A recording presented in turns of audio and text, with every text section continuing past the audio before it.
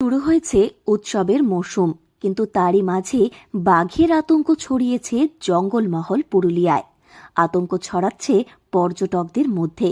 তাই বেড়ানোর আমেজ উপভোগ করতে পর্যটকেরা পুরুলিয়া বেড়াতে এলেও মন ভরে আনন্দ করতে পারছেন না তারা, কারণ পর্যটকদের আনন্দের মাঝেও রয়েছে ভয়।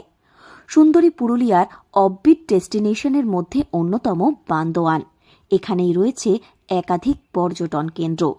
এখানে রাজ্যের বিভিন্ন জায়গার পাশাপাশি পার্শ্ববর্তী রাজ্য ঝাড়খণ্ড থেকেও বহু পর্যটক বেড়াতে আসেন।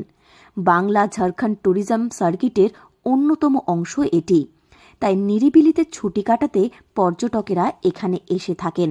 তবে বর্তমানে অবাধে যে কোনো জায়গায় যেতে পারছেন না পর্যটকেরা, কারণ জঙ্গল সংলগ্ন এলাকায় রয়েছে বন দফতরের কড়া নজরদারি। তাই মন ভরে বেড়ানোর আমেজ উপভোগ করতে পারছেন না তারা। এ বিষয়ে বান্দোয়ানে বেড়াতে আসা এক পর্যটক হৈমন্তী দাঁ বলেন, তিনি প্রথমবার পুরুলিয়া বেড়াতে এসেছেন। পুরুলিয়ার বান্দোয়ান অফবিট ডেস্টিনেশন হিসাবে খুবই জনপ্রিয়। পুরুলিয়ার প্রাকৃতিক সৌন্দর্য তার মন কেড়ে নিয়েছে। বান্দোয়ানের রাইকা পাহাড়ের জঙ্গলে বাঘ বিচরণ করছে, একথা তিনি পুরুলিয়ায় আসার পরে জানতে পেরেছে।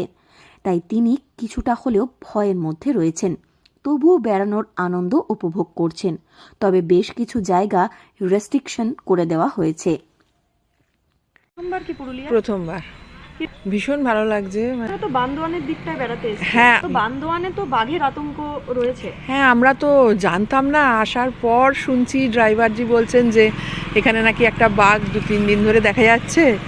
এইবার শোনার পর থেকেই তো মানে সব জায়গায় নামতে বা যেতেও ভয় লাগছে, সেটাই হয়ে গেছে।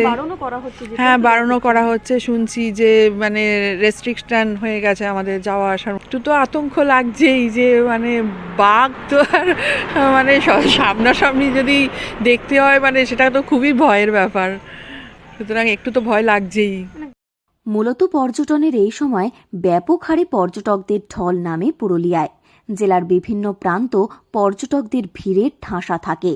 তবে পুরুলিয়ার বান্দোয়ানে বাঘের আতঙ্ক ছড়ানোর ফলে সমস্যার মধ্যে পড়তে পারেন পর্যটন ব্যবসায়ীরা, এমনটাই মনে করছেন তারা। এ বিষয়ে বান্দোয়ানের একটি হোটেল ব্যবসায়ী সৌরভ মাহাতো বলেন, কম বেশি সারা বছরই তাঁদের হোটেলে পর্যটকদের ভিড় থাকে।